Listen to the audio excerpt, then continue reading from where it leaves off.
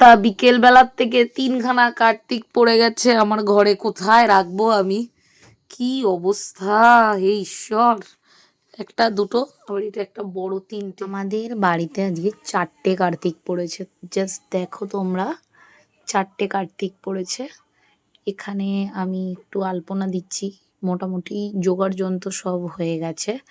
একটু নাড়ু বানাবো আর একটু খইয়ের উপড়া। এখানে চিঠি, কত কাকুরা চিঠি দিয়ে গেছে, চিঠিগুলো একটু পড়ে শোনাই। এই যে, কার্তিকের বাবা পল, মানে আমার বরের নাম পল, ও বাবা, ও মা, কাকা আর জেঠুরা আমাকে অনেক দূর থেকে নিয়ে এসেছে। দয়া করে আমাকে তুমি ফিরিয়ে দিও না, তাহলে আমি আর কোনোদিনও আসবো না।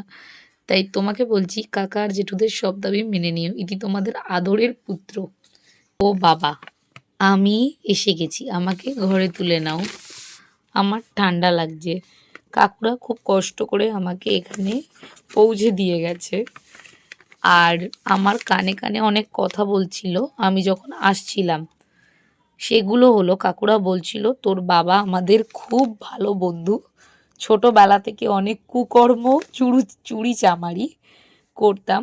এখন তো ছেড়ে দিয়েছি, বয়স হয়েছে, তাই একটু শরীরকে ভালো রাখার জন্য তোমাদের কাছে একটা আবদার করেছি, তুমি কিন্তু সেই আবদারটা রাখবেই।